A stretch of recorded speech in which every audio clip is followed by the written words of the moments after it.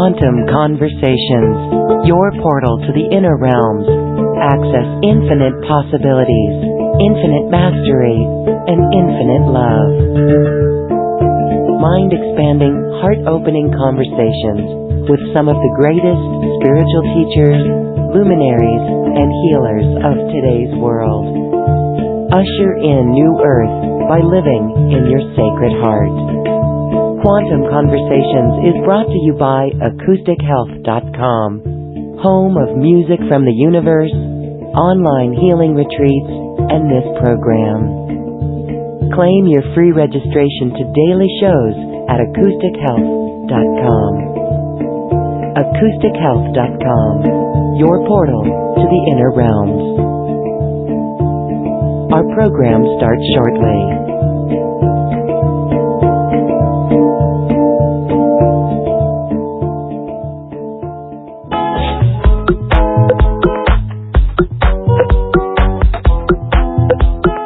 Welcome to another Quantum Conversation, brought to you by acoustichealth.com. I'm Loren Gailey, and I invite you to sit back as we enter the quantum realm, that space of the greater part of you. It is your connection to infinite possibilities, infinite potential, and infinite mastery. Welcome, beautiful ones. Thank you so much for joining us. We trust that you are in the heart space now, centering in and feeling this true essence of you. It begins in the heart, and it is this now moment that we greet you in love and light. Today, we are going to hear the fascinating story of a near-death experience, actually a two-time near-death experiencer who truly knows what it's like in the afterlife, in the place of no things. Peter Panagore is here with us. He is the author of Heaven is Beautiful, How Dying Taught Me That Death is Just the Beginning. Let's welcome Peter Panagore to Quantum Conversations. Hello, Peter. Thank you for being here. Thanks, Loren. Thank you for asking me, and hello, everyone. Glad to be here. You have a beautiful YouTube channel, Not Church Sundays, and we recommend that our listeners check you out because the vibration of your voice, your whole experience on your journey is what you bring forward now for our planet to really help everyone see the divine not only in ourselves, but in the world around us. And this is going to be a beautiful conversation. We do not need a near-death experience. You've had two of them. You do not recommend them. But the story is something that is so profound, and it changes all who hear your story. So let's start with what happened to you. You had two near-death experiences. Can you share those? Yes, thank you. I'll briefly tell why I was in the position I was in, then I'll tell the first afterlife story, and then I'll skip way far ahead to the second time I died, much more recently.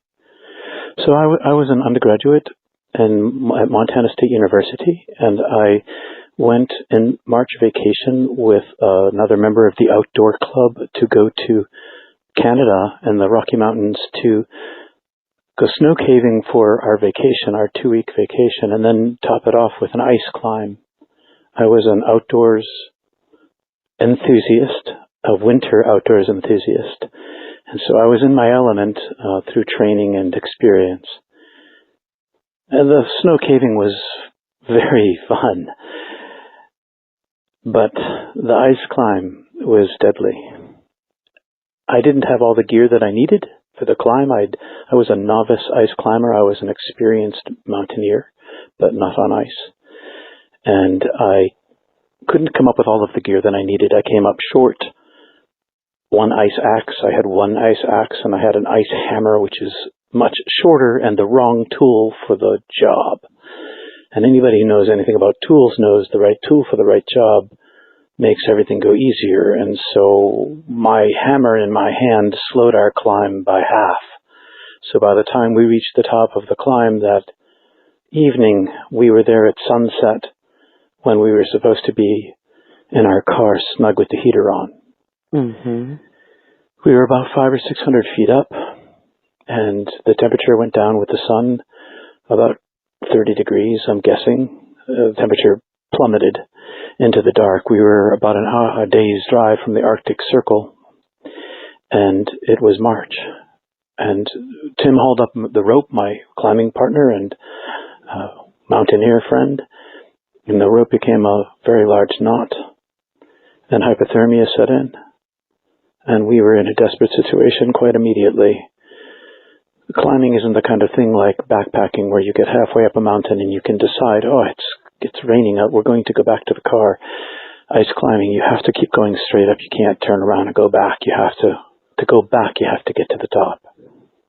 So we knew we were in trouble long before we got to the ledge we were seated on. Hypothermia set in, as I mentioned, and it was violent shivers. And through the night, we progressed through all of the stages of hypothermia.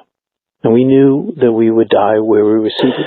Ice climbing, if we stayed, and we thought we might not die if we moved. And so in the dark, once our long night began, we began our traverse and then our rappels back down to the bottom and encountered all sorts of problems along the way.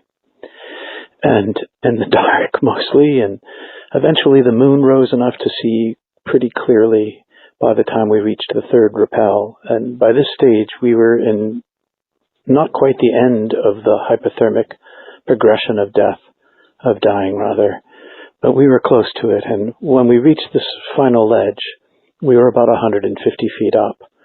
And I'll run quickly through the hypothermic situation I was in with Tim. Tim was to my left, and we were both on harnesses with straps, in harnesses with straps pinned into the mountain, and there were permanent straps and permanent iron pins. So we were safe where we were standing, but our situation was desperate. It was hours before dawn. I had frostbite on my fingers and my nose and my toes, and my feet were blocks of ice, and I'd gone from violent shivering in my hypothermic state to loss of coordination and frozen face and freezing brain and loss of cognitive capacity. And now as I stood there, I was in the situation where I got hot, which is the beginning of the end. I'm not actually hot. I wasn't actually hot. I was cold. I was freezing. I was 150 feet up. I could see the stars overhead by the tens of millions of every color you can imagine, so far north with no light pollution, and the stars reflected off the mountain that was not far from us, all covered with snow. It was utterly beautiful, and I felt all the heat from my limbs rush to the core of my body, and I thought, oh, I can lose a hand. My heart will survive. And then I opened my coat because I was hot. And I knew I shouldn't because I was a ski patrol and National Ski Patrol. I knew better, but I didn't care about my training, and I unzipped my coat. Tim warned me not to do it, but I did it anyway, and my temperature went down faster. And the rope was tied to my harness, one end of it, and the other end I had tossed off around the corner. And on the very first pull, it jammed.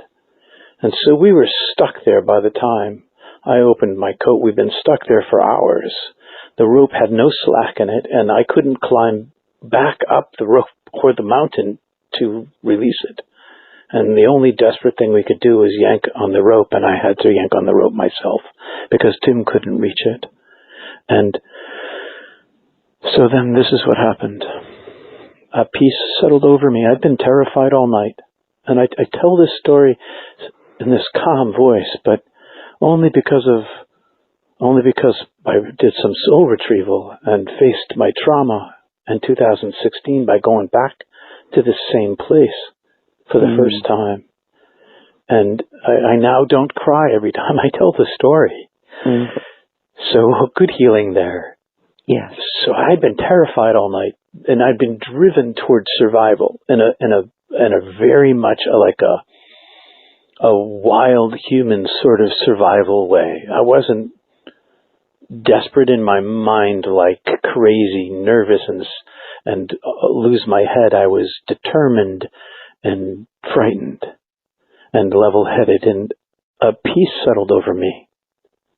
And I realized that there was nothing I could do. My hypothermic state was too advanced. The rope was stuck. We couldn't go down and we couldn't go up. And so I just relaxed. And I accepted what had terrified me all night, because there was no way out of it. And I started thinking about my family, and my sister had run away when I was 14, and my family experienced it as a vanishing, even though she popped in and out by postcard at Christmas. It broke my family pretty badly, and I was in Montana to get away. But I couldn't. The way my family experienced my sister's loss was loss. The grief of feeling like someone's dead and they're not. They're gone from your life, but you can't grieve them as dead, but you don't know whether they're alive. And I thought to myself, I can't stop my dying, and my parents are going to lose another child. And I thought about God, and I hope that's not a trigger word for people, because for me, God is ineffable, infinite love, unspeakable bliss. But I didn't know that then. And then I began to fall asleep, and I would collapse, and I would stand back up, collapse and stand back up. And this last time I stood up after falling asleep, my peripheral vision filled in with a black circle, like a fade to black on a spotlight on a stage, and my tunnel vision. I got tunnel vision. That's the last thing that happens in hypothermia, and my vision closed very quickly, like an aperture, closed. And I didn't lose consciousness. I watched it close. I didn't know what was going on, and I watched it close. I was confused, and I didn't lose consciousness. And I thought, why am I still conscious? Why haven't I fallen? Why am I awake? And then the mountain, I felt like my eyes were open, but I knew my eyes were shut. But I could see where the mountain had been, this infinite expanse of darkness that went off into beyond my sight.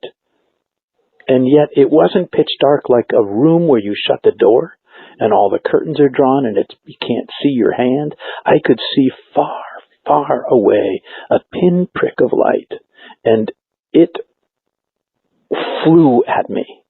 Across this infinite expanse, and as it came at me at an impossible speed, it enlarged and reached for me and communicated to me with this reaching, I'm taking you, no language, non-linguistic, telepathic, I'm taking you. It tells me, and I say in my mind, no, and I put up all of my willpower of survivalism from the night of my trauma to try to stay where I am, and I couldn't. It took me like I was nothing.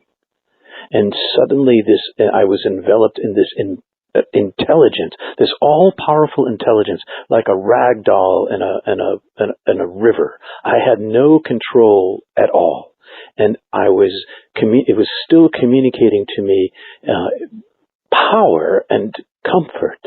And I was comfortable, and I was unafraid, and I relaxed, and I was carried inside, enveloped in, and I could see myself out from the outside and the inside. And I could see myself traveling up like a tunnel, but it was a tunnel of darkness inside the vast expanse of darkness. And then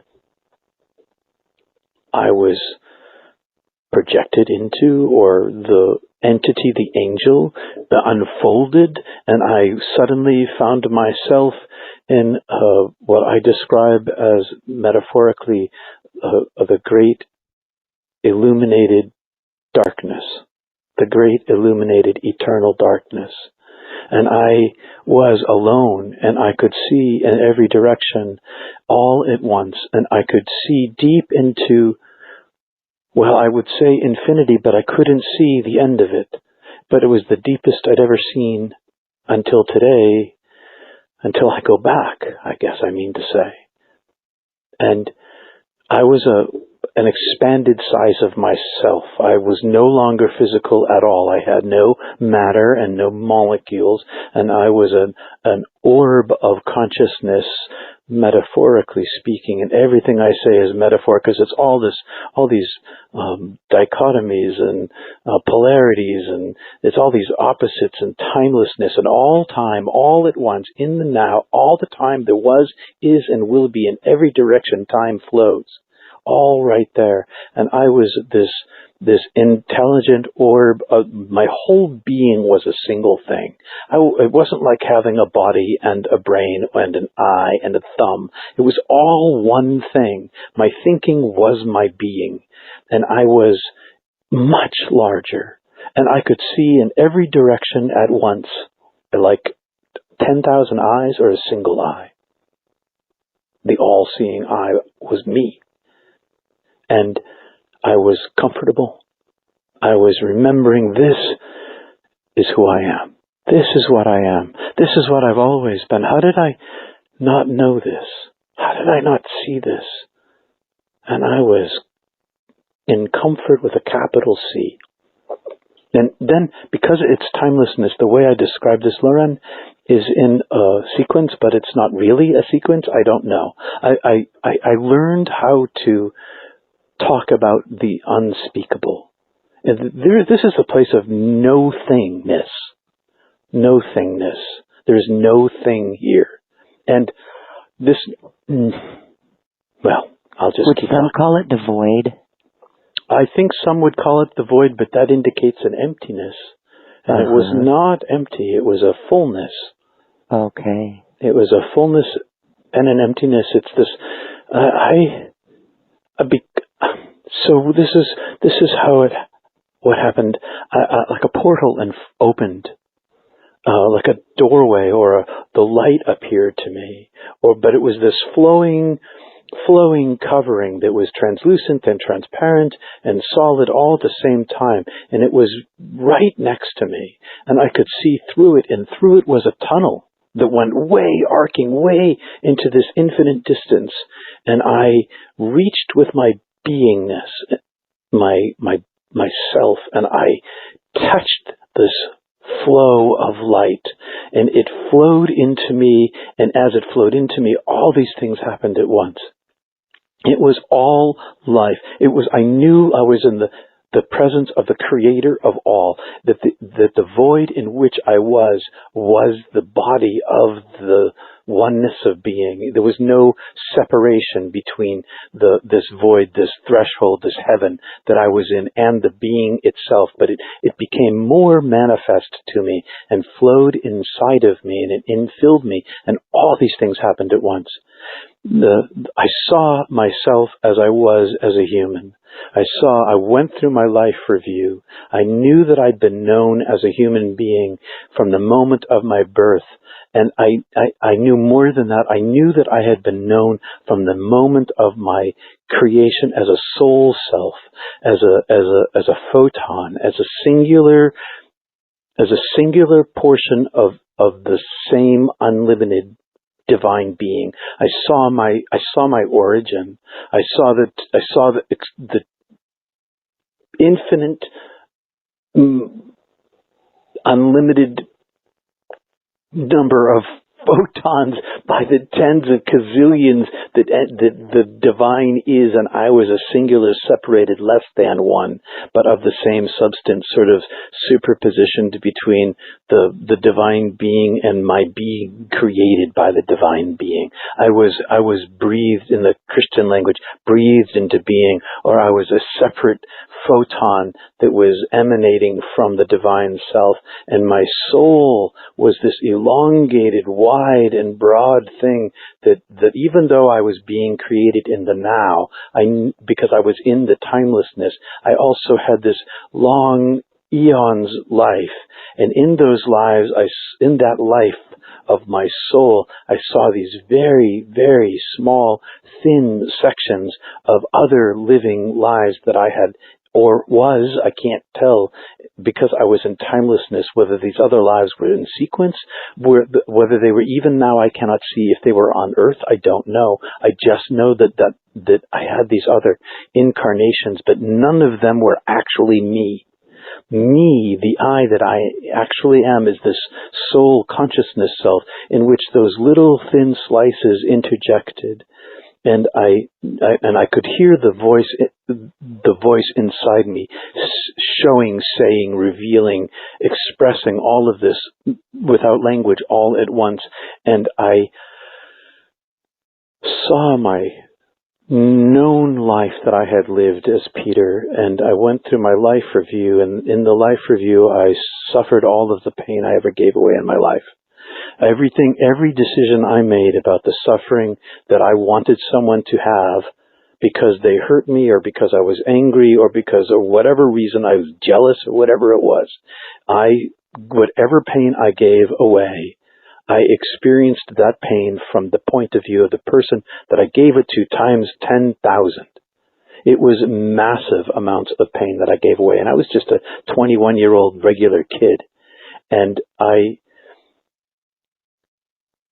saw their suffering from their point of view, and it was juxtaposed to all of my rational choices that I created in my head, all my judgments for causing their pain. And so all of my karma was that all the suffering I gave away, I gave to myself. And it was much larger than I had no idea how much pain I had given away. And I saw that there was this, like a field of creation. I could see all of humanity, and I could see that all of us were built into this system, this matrix, this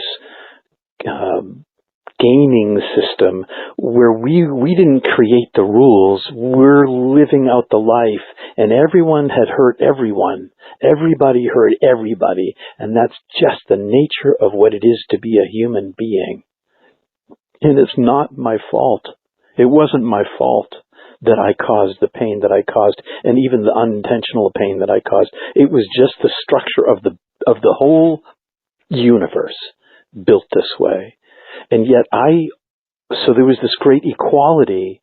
I saw this great equality of human brokenness in comparison to the purity of the divine self, the purity of the love where there was no suffering and no judgment and no corruption, just love speaking inside me saying, I love you, I made you, I know you, there's nothing unknown about you, I've always known you, I've always loved you, you're my beloved, you're my beloved. And I saw that all of the love that I'd given away in my life, and all the love that had been given to me, I got to keep that with me. That was with me. And sort of through that lens of the love that I experienced in my life, despite seeing myself as guilty, for a self-evidently guilty self-judgment, not because I had been bad, but because of the purity of the light itself, that I was less than. And my guilt wasn't so much that I had been bad. It was just that the light was so good. And because of the voice inside me, I love you, I made you, I forgive you. I turned to look through this lens of love, and I was instantly infilled, re-emerged with this all love living inside me, this flow in of these things that we divide on earth, love and joy and beauty, truth, humility, knowledge, understanding, intellect, bliss, wholeness, healing, fullness, adoration, awe, peace, truth. All these things, they're all one thing. They're all this oneness, and it flowed inside me and infilled me to an expansive size where I felt like if a one more bit of this union were to enter into me, I would obliterate. And I was in love. All my pain was forgotten. All my life was forgotten. Everything was gone from me. And all I was basking in this unity of being.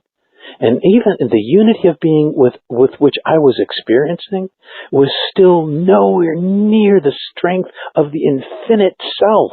It was just a small taste of it. And it was so overwhelmingly self-reflective and recognizing. I could see more truly who I was. And who I was beloved. And then I said, am I dead?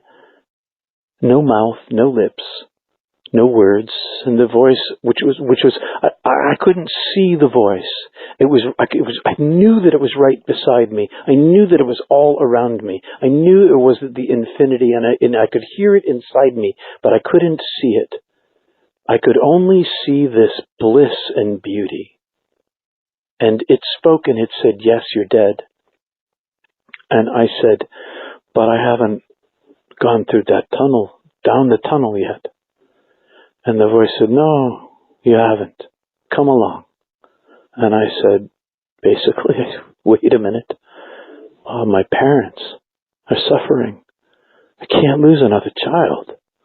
And in that instant, I was swept at faster than the speed of thought across this heaven I was in, which was the body of the divine.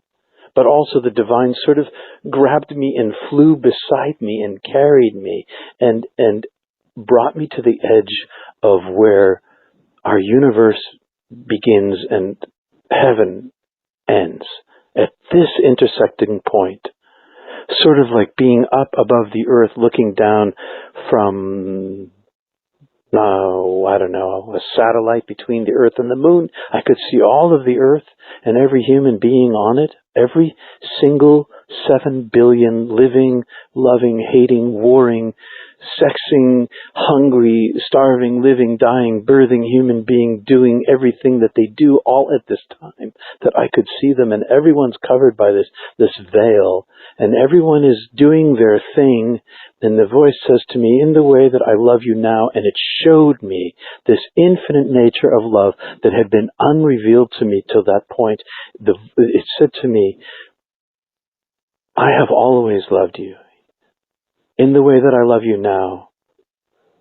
And I could see that since my creation, some forever ago, some eons and eons ago, that I had been beloved with more love than if we took all of the multiverses and crushed them into one ball. That would be too small for the time and depth and length of love that was flooding into me in the permanent now. I love you then, I love you now, I love you always. I love every single human being this way. This particular love that you feel of being my beloved one is how I love everyone. They can't see it on earth, and you couldn't see it on earth, but you see it now. And because you now know this, and because you know the length of your human life was the wink of your eye, that your parents will be soon ended with life and be in this bliss with you. And when the voice mentioned my parents, I could then see their faces and their suffering, and I could see the future that they would have without me and their suffering, and their quickness of arrival, and I could see a parallel life with me and their quickness of arrival, and the difference between their suffering on one life to live and the other life that could be was big enough for me to, even though I knew, even though I understood the brevity of life and the bliss that awaited them and the healing and the wholeness that they would feel unburdened, I said, I can't go yet. Why not? I had another commitment. I was in a theater company going on a national tour to the university, and I said, I'd like to go back. And the voice said, well, we'd like you to stay. But I haven't gone. No, you haven't, through that tunnel. Could I come back to this unitive state of bliss and love and understanding and knowledge? Anything I wanted to know, everything I wanted to know, and I wanted to know everything about everything. Everything I wanted to know was instantly, in fullness, downloaded into me. My brain not in the way of my thinking, not in the way of my absorbing of information. I just absorbed everything I needed to know as soon as I thought it. And so when I asked, can I come back here? I knew that I could. I could come back. And I said, well, then I choose to live my life. And the voice said, you won't live your life. And sent me on my way. And on my way, I had to make a choice. The voice said to me, choose. And in front of me were 1,000,000 entry points, like doorways. Like a big circle of doorways. 1,000,000 doorways to go back into my life. And I had a moment to look and to think, and I could see that in the very center of the circle and the innermost door was a beam of purity of light. And then I could see that that faded to the far edges, and I thought to myself, I want some self-autonomy. I want to live a creative life. I want to be a bohemian writer. And I picked my door with that thought. And it wasn't the center of the light. It was off to the side, some distance away. And the next thing I knew, I was being reduced in size like a balloon, like an air balloon put in nitrous, what is that? Frozen liquid. I blanked on the word. But anyway, I was compressed down from a much greater size and squeezed back inside my body again. Squeezed back inside your body. Like, did you feel like you could bring all of it with you? No. I became reduced. Reduced and reduced and reduced.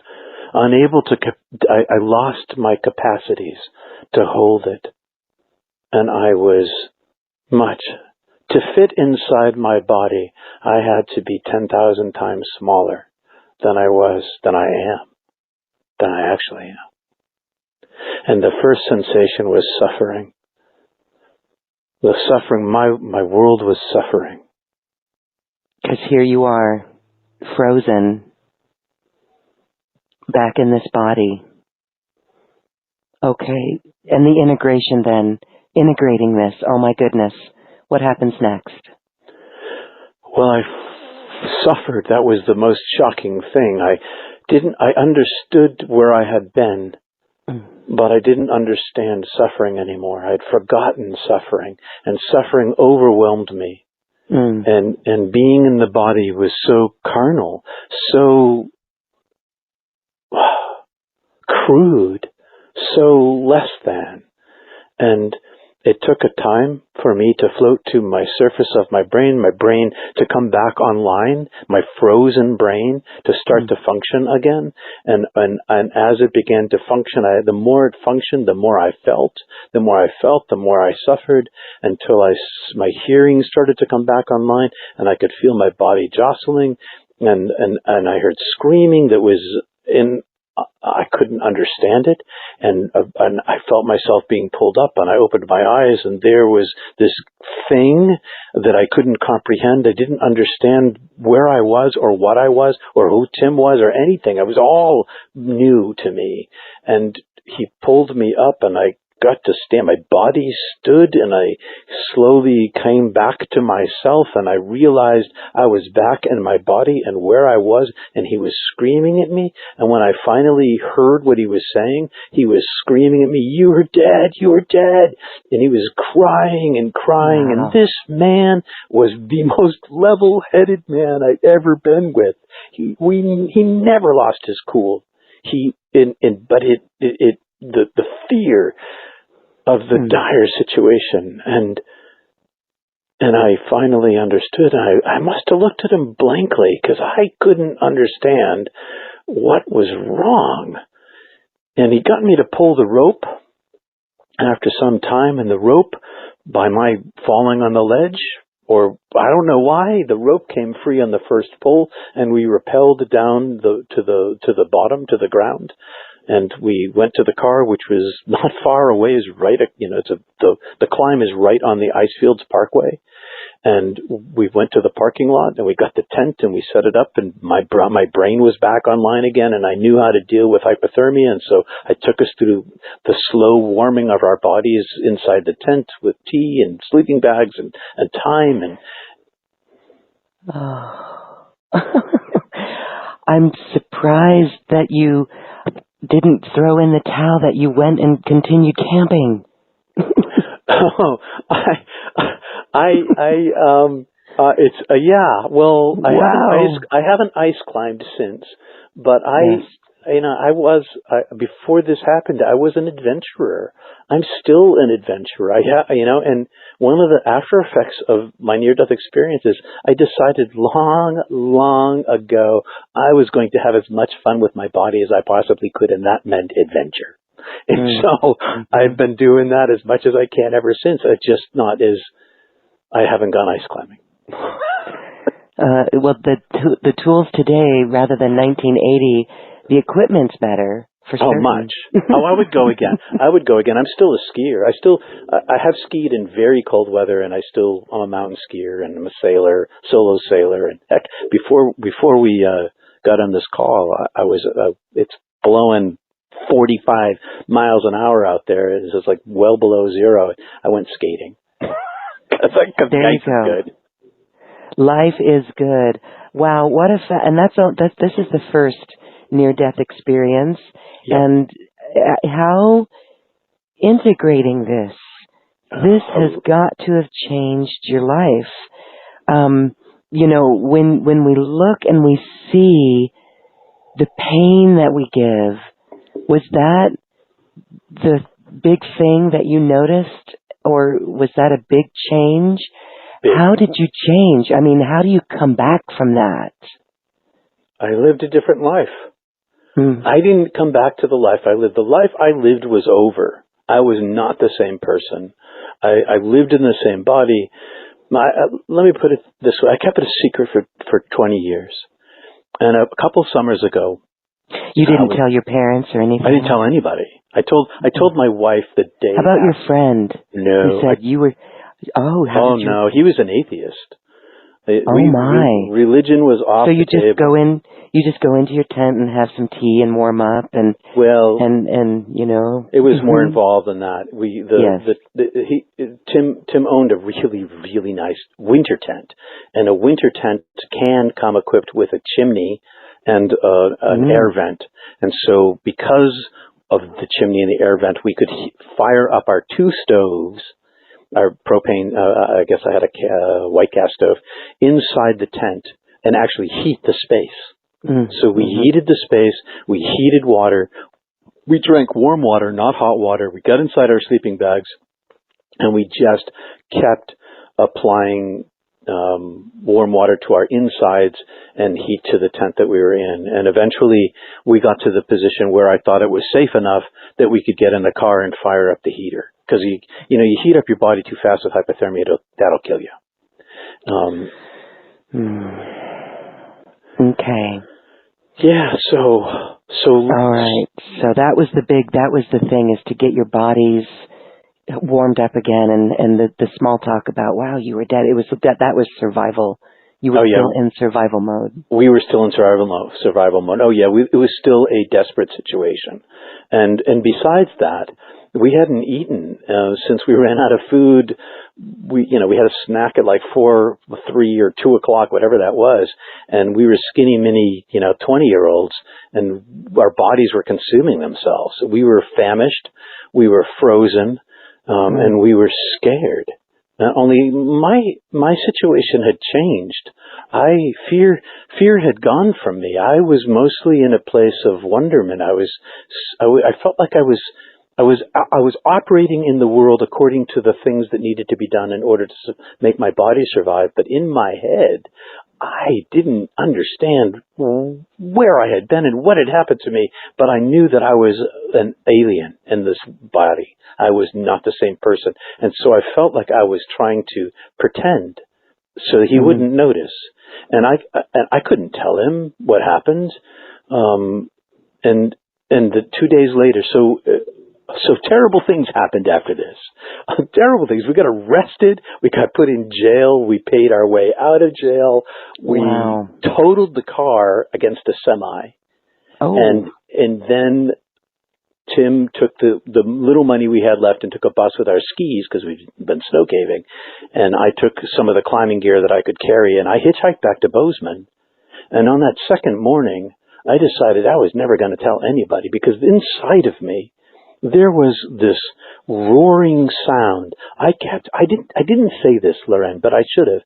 I heard my soul name called. When I saw the origin of myself, I heard the name that was spoken that brought me into being. But I can't say it. No tongue, no lips, no words, no sound can carry it. But it was still being called inside me. I could hear this voice inside me roaring to me, louder than my own thoughts. Roaring inside me, this magnificent voice, the same voice, but muted here, speaking my name, calling my soul, calling me and telling me to speak, but also took all my words. I speak this, and I could hear this inside me, and I couldn't even say what it was to myself, let alone speak any words about it. I was muted by it. I couldn't say it. I didn't know how to talk about it. I had no words for it. I barely had understanding of it. And so I made it back to Bozeman, and I went on this theater tour with this theater company, college-based, all over the United States, and I took my sleeping bag, and I was supposed to be in the van or drive the pickup truck, but I took my sleeping bag and my pad, and I went in the back of the truck by myself. I spent 24,000 miles alone in the back of the pickup truck because I couldn't face anybody. And I dove into my meditation. I'd been meditating since 77. This was 80. I had the great fortune of learning the practice of centering prayer, which is a Zen sort of compilation with Trappist contemplation and Maharishi Mahayogi's meditation forms, all kind of mushed into one out of a particular Trappist monastery near where I went to Catholic school. And so I dove into my meditative life, and I found inside myself that silence, that peace, that space. And it was all I wanted was it. I wanted to go back. I regretted coming here. I regretted the moment I woke up. It was a mistake. There's so much suffering. Yes, I was going to ask. Okay, so, you spent, after that experience, here you come back into the tent, and then you guys continue on your way, and that's not so good. Your friend totals his car. Can you see now why that happened, so that you two could go your separate ways? to allow you to integrate? Only I totaled his car. You totaled the car. Maybe that was your higher self. Yeah, well, it could have been, but also it was definitely exhaustion. Wow. And so then, for you to come back to that. Yeah, it was. I ended up with a stutter. So now I've got because of the car wreck. I die. This doesn't give me a stutter. The totaling of the car gives me a stutter. This theater company I was in was for the deaf, and I was a mime, and so I didn't have to speak, thank God. But right. But I had a very noticeable stutter whenever I spoke. And so but for the next 3 or 4 months, I could speak in sign language because everybody else could speak sign language. So I didn't stutter in sign. So everybody knew something had happened to me, but I told them it was a car wreck. I told them, it was the car wreck. That's what happened to me. And I just need to be by myself, and I can't drive the van anymore. And then I got... Oh, you didn't even tell the people that you guys almost died of hypothermia? Or did you share a little bit of that fact? Nothing. You didn't say that you guys got stuck on the mountain? Oh, we said I got stuck on the mountain. Okay. That was the summation of it. No, we got stuck on the mountain, but it all worked out. And your friend didn't say, he was dead? Well, he was quite angry at me after I totaled his car. Yeah, because that comes in and takes, okay. And so he didn't talk to me. I had 2 or 3 weeks before we left on this tour, and he was so angry at me. And so I never saw him again. Okay. Oh, wait a minute. That's not quite true. I saw him one more time.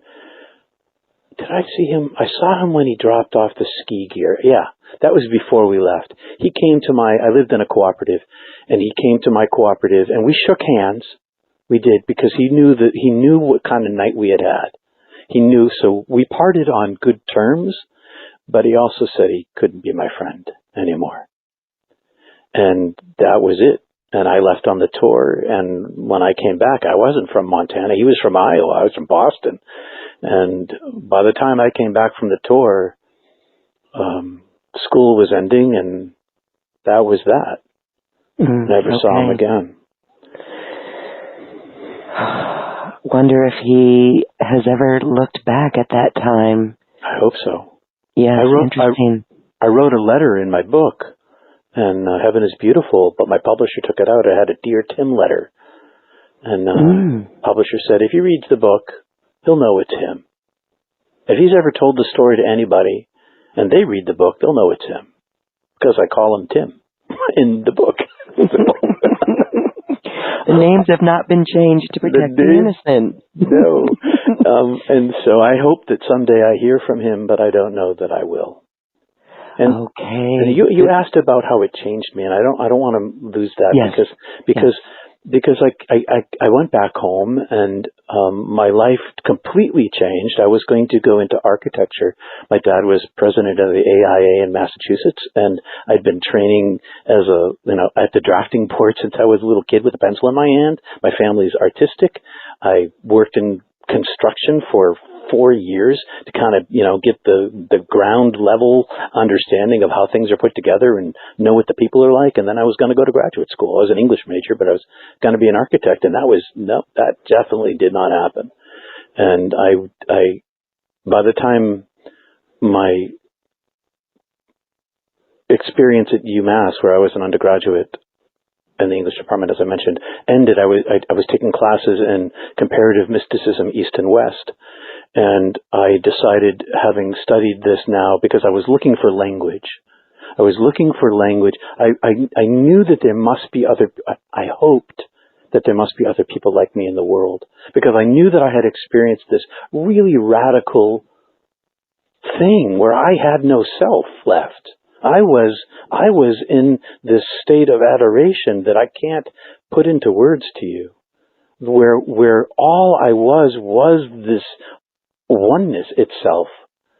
And I wanted to find out if I was alone, and so I started studying this, and I interviewed at Princeton, and Harvard came to school looking from the divinity schools, and I interviewed at those two schools, and I went down and I interviewed at Yale, and I decided to study mysticism. I decided to get a graduate degree at these super secular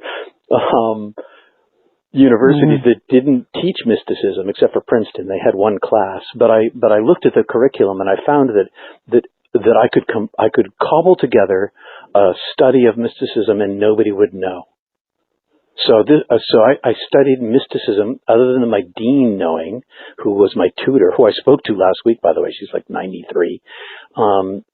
She took me as an independent study student so that I could study mysticism, which I didn't tell my parents I was doing, or that my classmates knew. But I was on an exploration of language. I wanted language. I wanted to find my peer group, and I wanted to most desperately find tools to go home again. I wanted that. Yes, that very interesting how that experience led you right into it, totally shifted everything. And no longer giving pain to people. Did you find that you were a gentler person?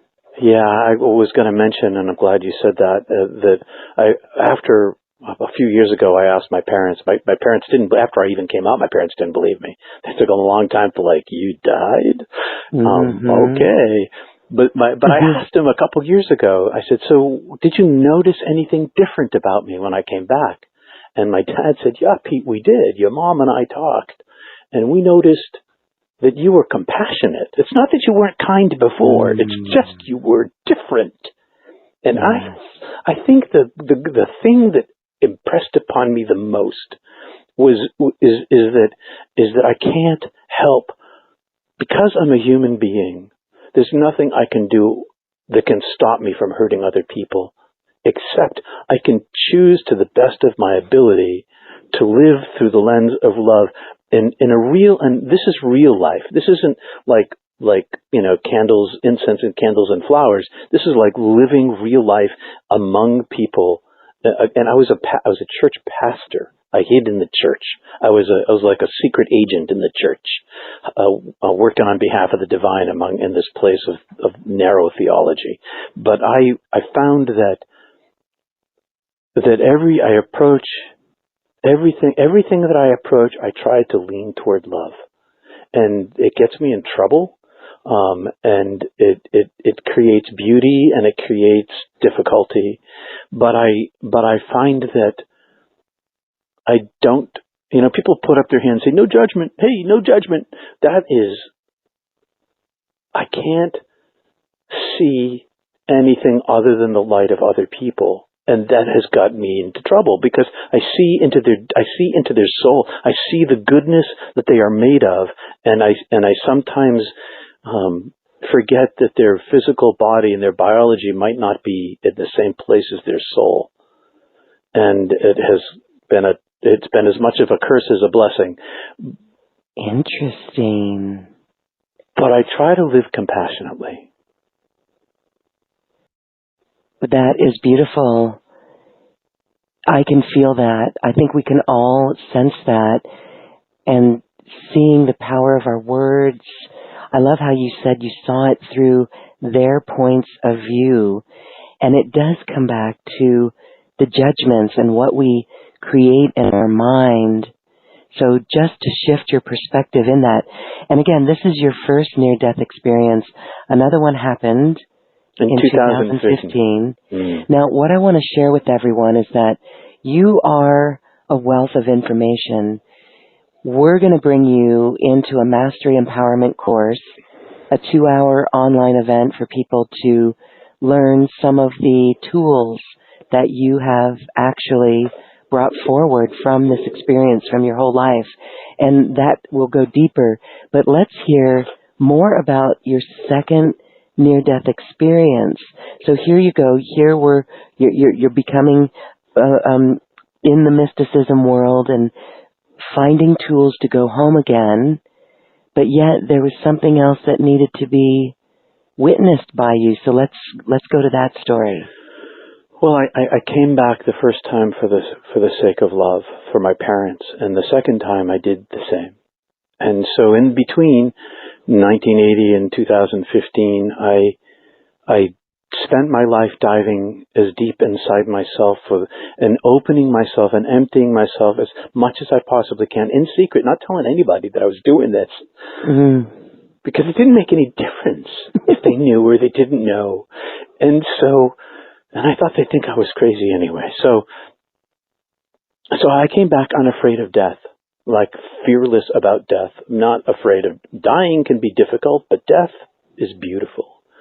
And so in 2015, I had gone running the day before. I ran 3 miles a day before, and I was in a yoga class. I've been practicing yoga for 40 years, and I use a form of Kriya yoga inside my Hatha yoga or Vinyasa or whatever they happen to be teaching. But I work my interior yoga. I do interior yoga, and I found, as Paramahansa Yogananda promised, the chakras are real. I live with them. And so I practiced my yoga, and I was late to this class but the teacher's a friend of mine. She let me set up my mat in the doorway because it's summertime and the place is crowded. And so I start doing yoga, and it's hot. Everybody's doing hot yoga. And one of the after effects of my yoga practice is that I can raise my yoga raises my prana without any heat. Like I get hot. Like I fling sweat just as a result of my body in flames. And so I'm not a big fan of hot yoga, and it was hot, and I started within a minute in downward dog. I'm like, why am I sweating so much? I hadn't done I'm in downward dog. And so I thought, oh my gosh, I don't feel well. And so I lay down on my mat, and I'm lying on my mat, and everything, she's going through telling the class what to do, and my eyes are closed, and I'm like, oh, my heart hurts. Why does my heart hurt? Why am I sweating so much?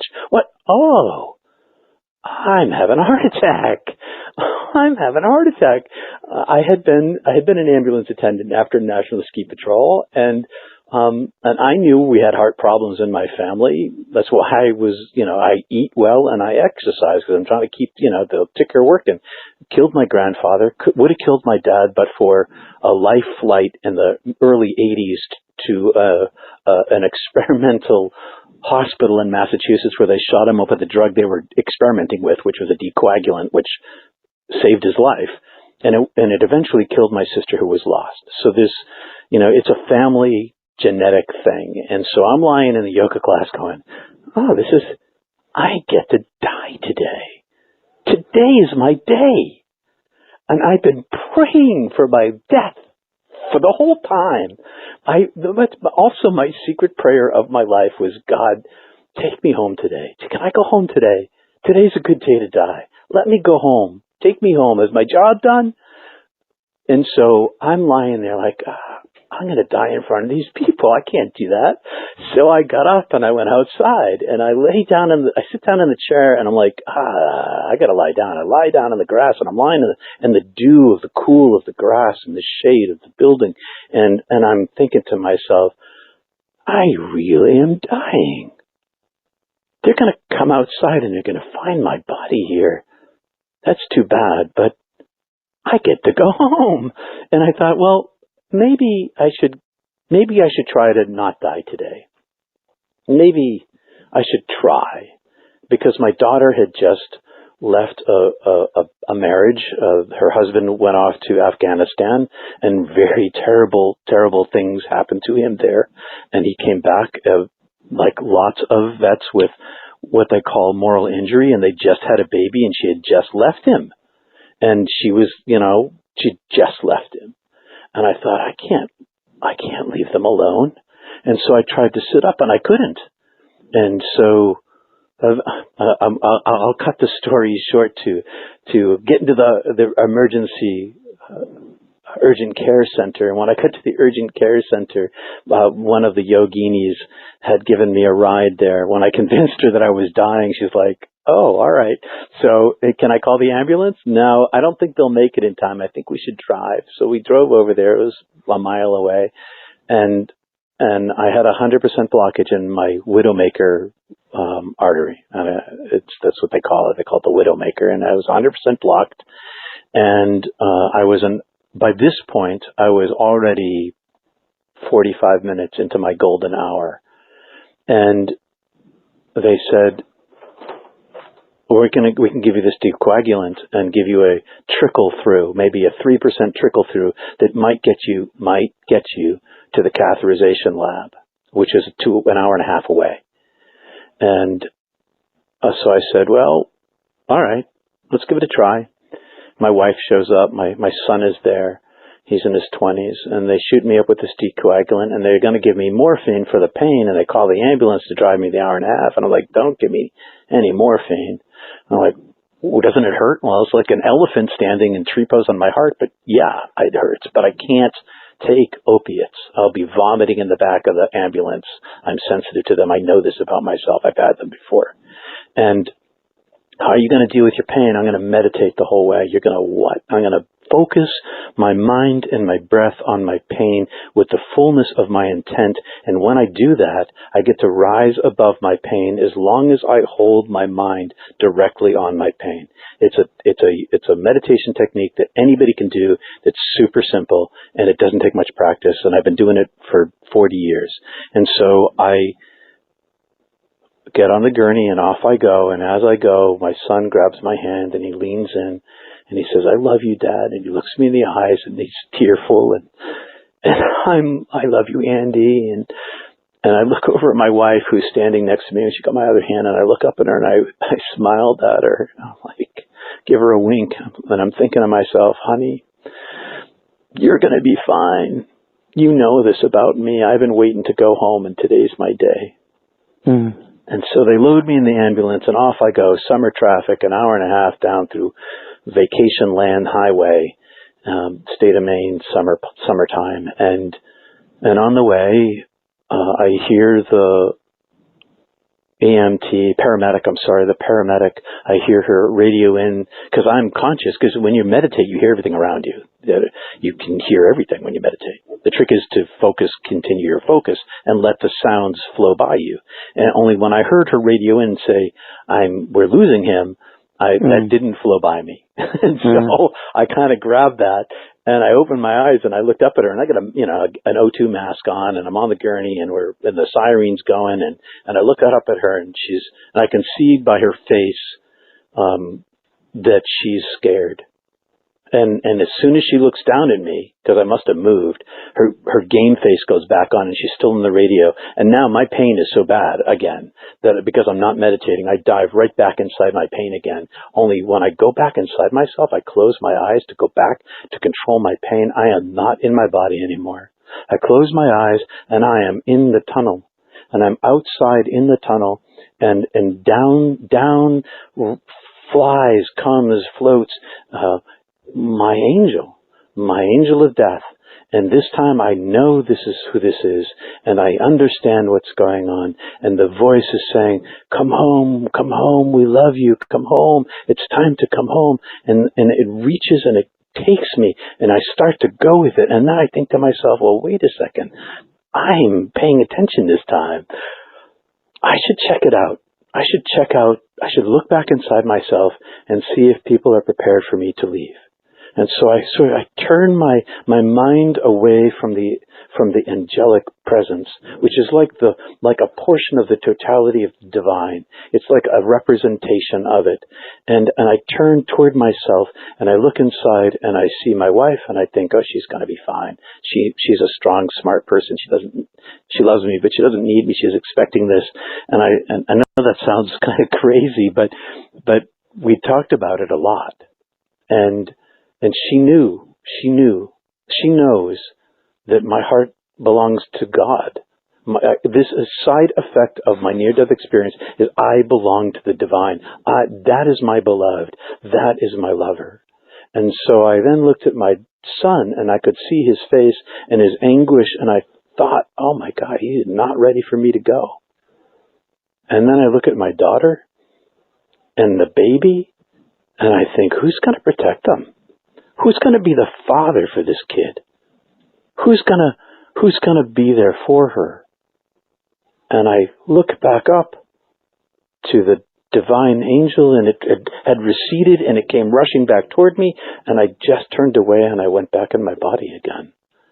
And I chose my granddaughter. I chose my kids, but I chose my granddaughter because she needed a father in her life. And I knew that she was not going to have one. I could see what her life would be without me. I could see what her life would be with me. And I chose to continue living. And when I got to the catheterization lab, the surgeon checked my chart as they rushed me into the lab. And he said, "This guy doesn't have any morphine on board." And I said, "No morphine." He said, "Well, you can hear me?" I said, "Yeah, I can hear you. How do you manage your pain?" "Meditation." "Well, you're going to give you something for the pain." I said, "No, I don't want anything for the pain." I said, "Is the surgery going to hurt?" He said, "No. You're going to stick a tube up your arm. You can feel it, and we're going to go inside your heart. It's not going to hurt at all." I was like, "Okay, no morphine. I'll meditate through the thing." And then I continued meditating for the next 8 hours, and then exhausted. In the ICU, I begged them for something else. They didn't give me opiates. I don't know what they gave me, but they gave me something. My mind was exhausted, and I couldn't do it anymore. And turns out I had a lot of damage in my heart because I was outside the golden hour. By the time I got to the hospital, it was 2.5 hours later. So I had a lot of damage. And when I came to the next day and got out of the ICU and was in a bed somewhere, I learned that the doctor at the urgent care center had told my son to say goodbye to me because I was going to die on the way. Mm-hmm. And that still brings a tear to my eye. But after that event, I'd been a pastor. I'd been a mystic hiding in the United Church of Christ for 20 years. I was a good minister because I didn't follow the rules. I followed the love, and so I was good at what I did. And then I went into TV and I went into radio for 15 years, and after my heart attack, after doing this show for 15 years, the TV station was purchased and my show got closed. And so within 2 years of dying the second time, my career changed. And I found myself more willing to dedicate the whole of my life, which I had been doing anyway. Even when I kept this a secret, it was leaking out all over me all the time.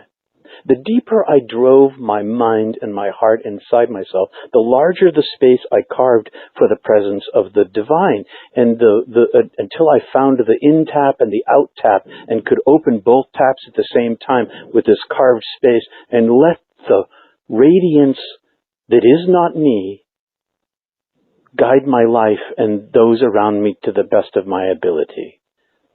And after my second death, I decided I can't go back inside the church again. I never fit in the first place. I'm not a theologian. I'm a mystic. I belong to the divine. I've got to figure out how to tell people that mysticism is an ancient thing, and all mystics speak the same language. It doesn't matter if they spoke Persian or Cantonese or Old German or Aramaic. Every mystic speaks metaphor. We all speak the same language. Metaphor, myth, symbol, and negation, simile. And therefore, when you understand that, it opens the doors to every mystic that ever wrote in every religion everywhere.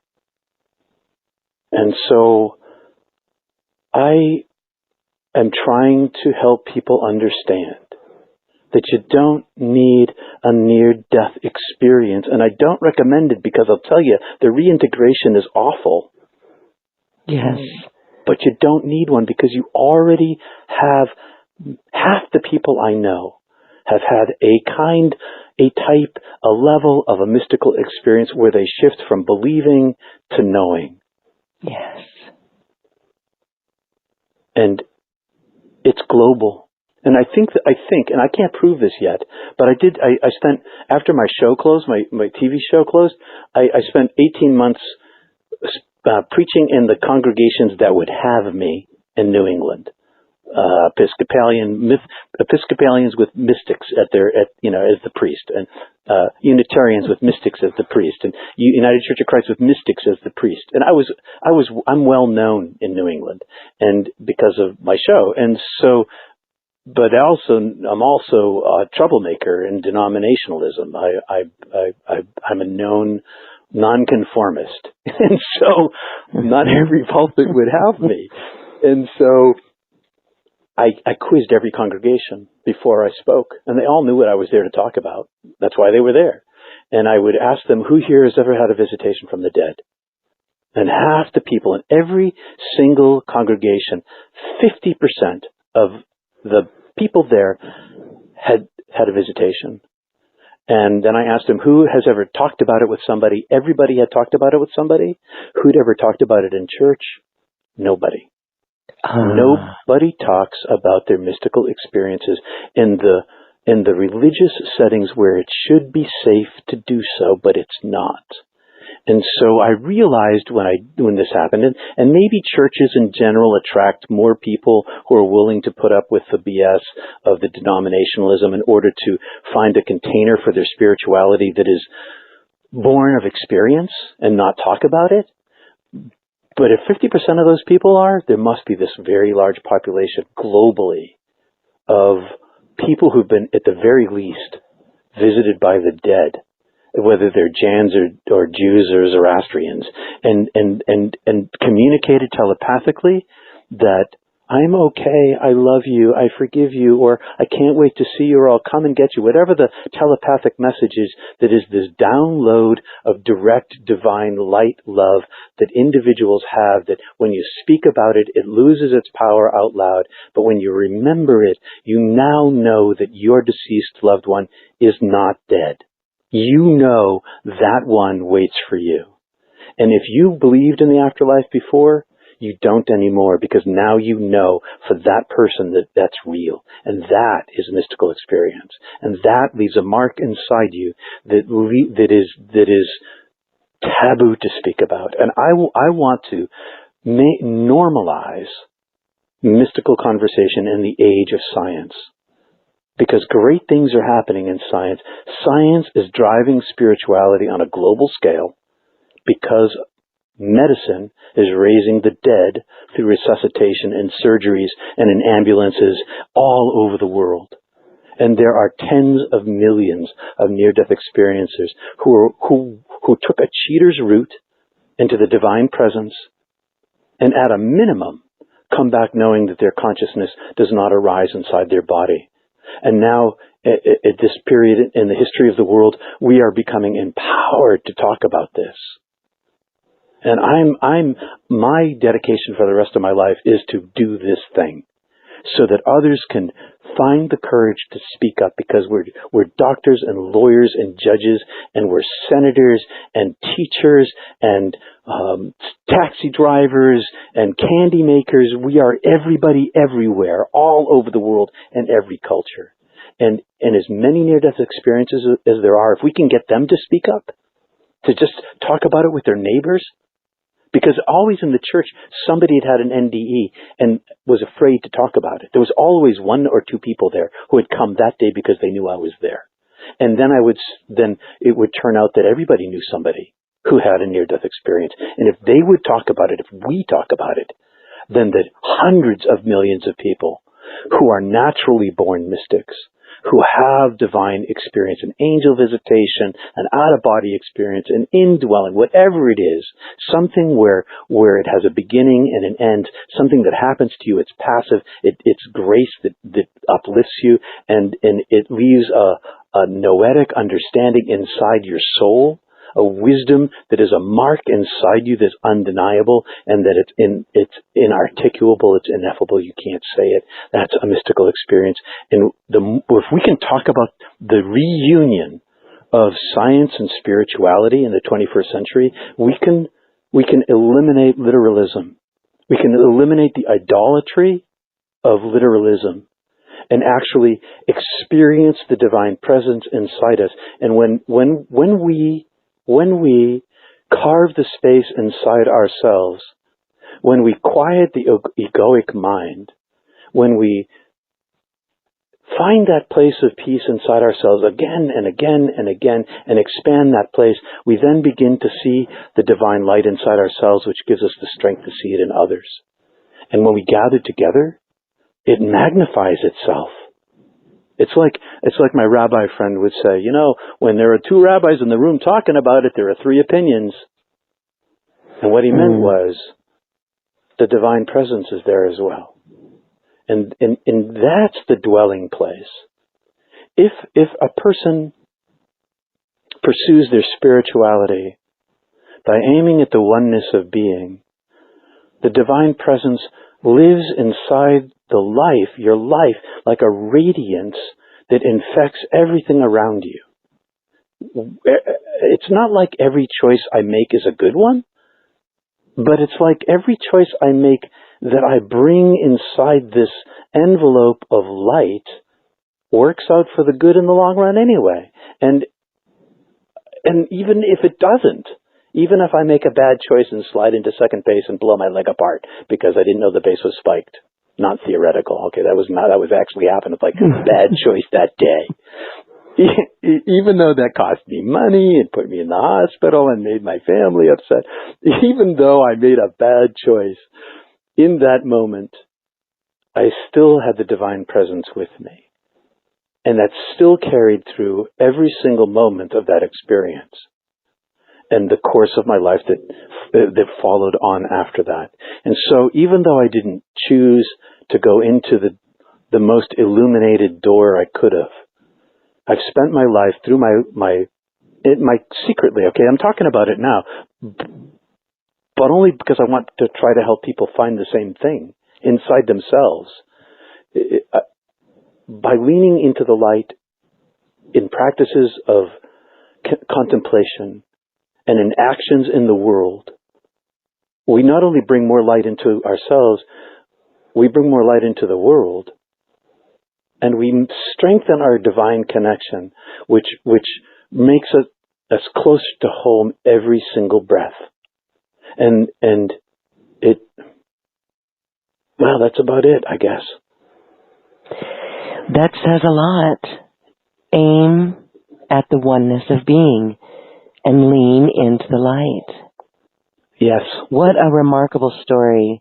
Peter Panagore is sharing his story on his own journey, and really your experience of heaven and that entire journey in consciousness and following love, literally coming back for love and knowing that and wanting to assist others in doing this.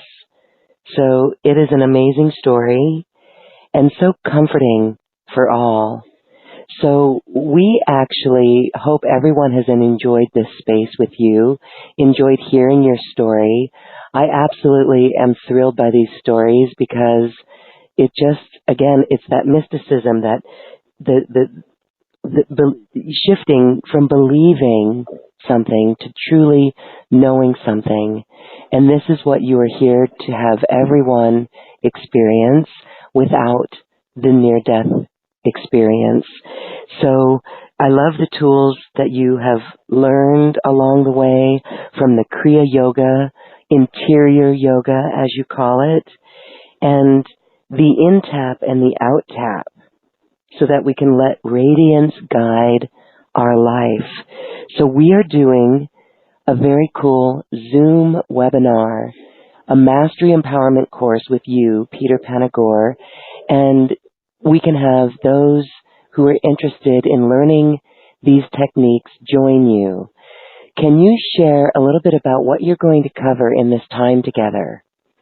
Sure, I'd like that. Two types of meditation. One is, as I mentioned, a combination of Zazen, Trappist, and Maharishi Mahayogi. It's a form of self-emptying. It's heartfulness meditation. It's centering prayer. It's a mindfulness practice of using your breath and your mind to jujitsu your mind into silence. Use language and use the breath to stop the language of your mind and the story that we tell ourselves. And to cultivate a space, a deepening space of peace inside oneself in a cumulative way that through daily practice impacts daily living in the short term and creates an empty vessel in the long term. And in the yoga form, I took Paramahansa Yogananda's word for it, that if I practiced my breath with a focus on my chakras, with no imagination, just with attention, that the science of yoga would reveal them to me, and that's what happened to me. And so I practice a form of physical yoga, but really I'm after teaching people how to find their subtle body and their chakras without having to know their names or their functions or their colors or anything about them, because it's not about head knowledge. I've spent my life in pursuit of head knowledge, but only as an assist to the pursuit of heart knowledge. It's really about the practicing techniques of divine presence. And when one practices those techniques of divine presence, the divine becomes present. And then the knowledge is more about unlearning than it is about learning. It's more about being than it is about doing. But it carries into the doingness of life. So we'll be practicing some easy yoga forms and some sitting meditation forms and have some conversation. And I will tell you what I learned over the years of my private practice and how to not only charge your chakras, but how to move your prana and chi inside yourself to outside yourself. Fascinating. All right, so that is a Mastery Empowerment course. The link to this is on this webpage. Sign up for that, and you will get the connection link for Zoom. I really find it fascinating, your experience here with these tools, these techniques of divine presence. And when we're talking about the chakras, I wrote this down earlier, you said that chakras are real. So from your experience on your journey and in the final moments of our call, can you clarify a little bit more about your understanding of the chakras? Would you say that this is really our spiritualness, our energetic spirit coming in, linking into our body? Is that how you see it, or how would you describe or explain that? I see it as myself. I see my body as not myself. I see using my body to find myself. And so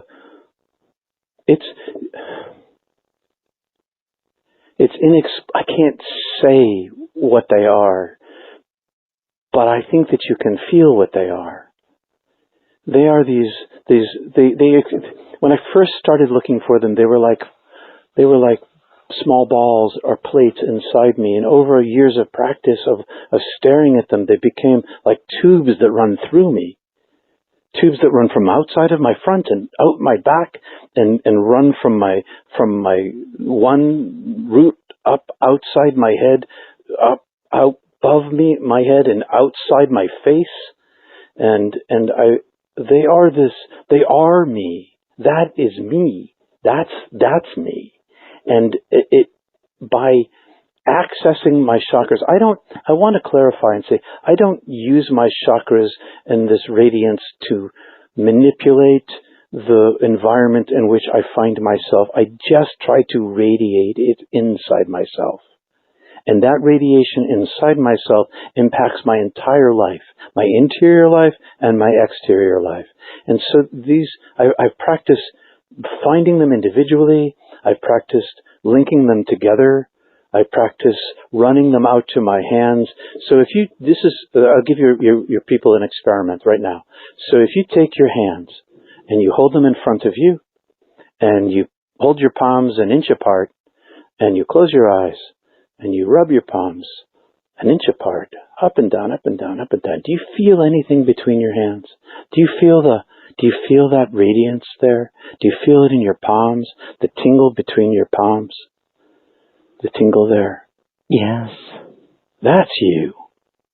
That's you. And yoga practice of this kind charges that. And once you drive it, you can drive it into your hands and use your hands as a container for it. And once you drive it into your hands, you can then use your hands in your yoga practice as an extension of your chakras, so you can run the breath and the mind through your chakras and into your hands and stretch it outside your body. You can run it from left hand to right hand with your arms outstretched as a T form, or you can run it from the balls of your feet, the centers of your feet up, in a kneeling form from your feet to your spine, to your crown, to your prayer hands, and move this thing around yourself. And the more it's not about self-realization with a little s. It's not about me. It's about self-realization with a capital S. It's about union with the divine. This access, the chakras are an access portal to the divine presence which you are and which you are connected to, which I am and which I am connected to. And this divine presence can then be shared outside yourself.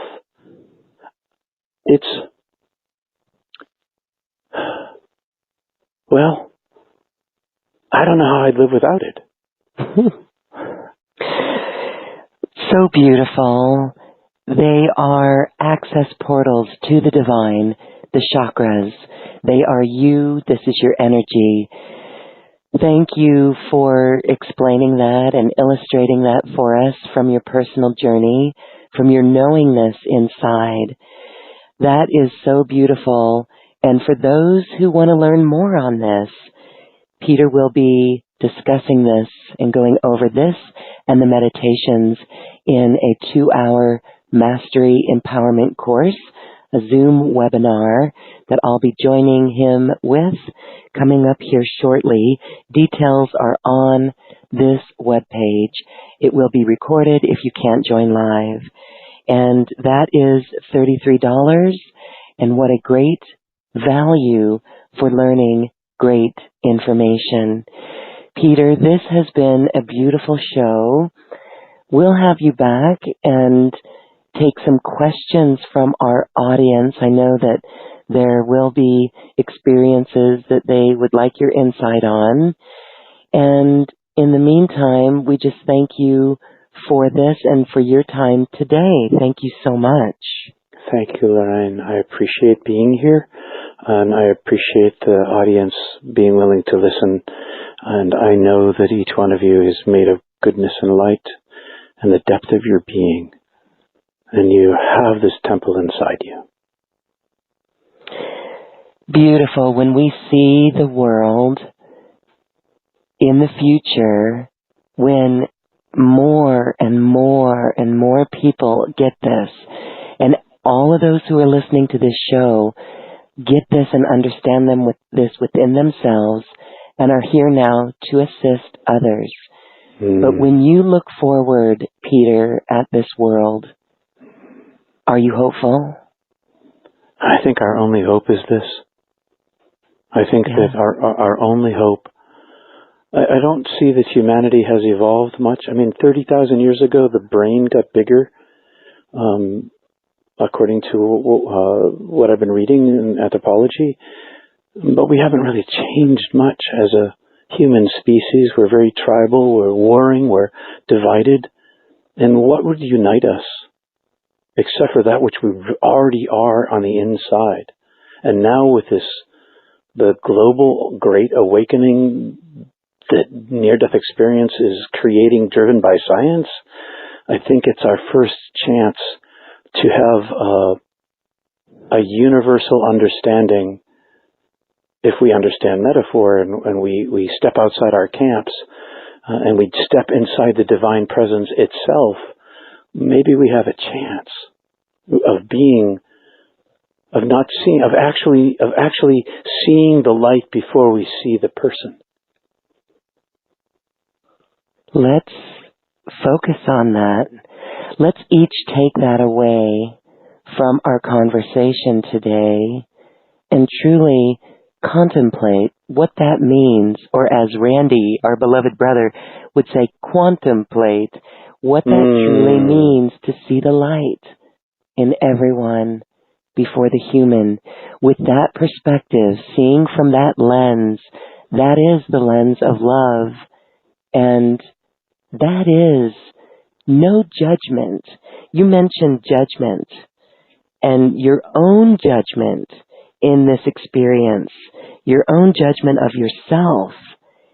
And when we talk about being in higher dimensions, fifth dimension, there is no more judgment. So when we take this task of looking at others from the light that you see them as, we can see the light that they are. That really does assist us in removing judgments of others and ourselves. Mm-hmm. And when you measure yourself against the divine, unlimited purity, infinite causal consciousness,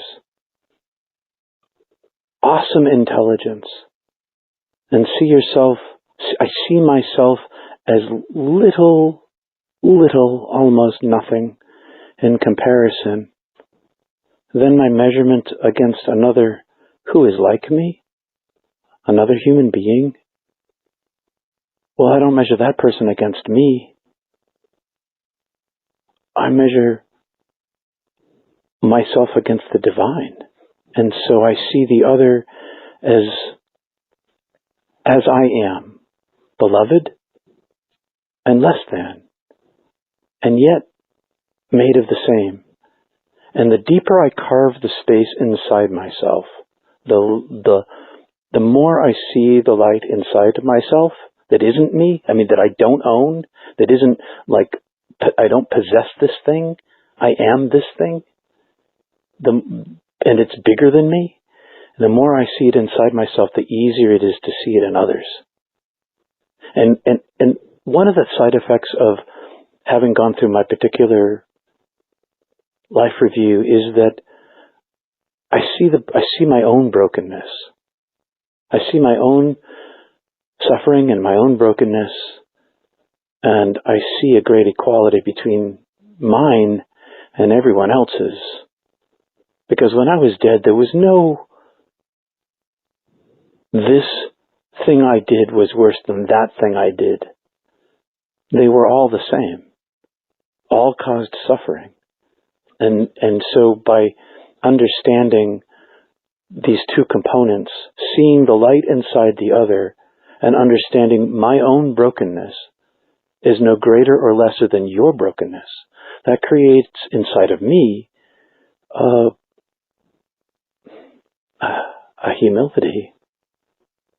humility of similarity, and born of these two components, that I'm made of love and goodness, and that love and goodness is infinite, and that I'm also, through no fault of my own, made a human being full of flaws and beauty and goodness. But I don't see, when I was dead, the way it looked to me was that every human being, it was like being on the moon and looking down at Earth, and when you see a photograph of the Earth from the moon, it looks smooth and flat like a cue ball. But when you get close to the Earth, there's all these mountains and Himalayas and the Rocky Mountains and the ocean and the trenches, and there's all this topography, and I don't see the topography anymore of human beings. And if I do see the topography, I see my own topography at the same time. And it's born out of the oneness of being. And I that's it, I guess. So beautiful. And thank you for helping us each shift our perspective into that perspective through your eyes and your experience. Yes, we are ready to aim at the oneness of being. Peter, thank you so much for being here. With that, we are carrying this with fresh eyes, looking at our world, truly seeing if we can hold this and experience it and carving that space out within ourselves. Thank you for sharing this beautiful message of love and light. Thanks, Lauren. Thanks for having me. And we do want to say, check out Peter Panagore's YouTube channel, Not Church Sundays, and see how you like that. Inspirational messages for our times. You can also join us on our Mastery Empowerment course. The link to that is on this webpage. Click Mastery Empowerment course or special offer, and you will get that, and you will join us. We look forward to seeing you. Thank you, everyone. Thank you, Peter. Have a beautiful day, as I know you will. You too, Lauren. Nice to have an opportunity to talk with you. God bless you. And we will talk again. Thank you. Peace. Namaste. Blessings. Namaste. And now, everyone, it is time to dance our way to the cosmic heart.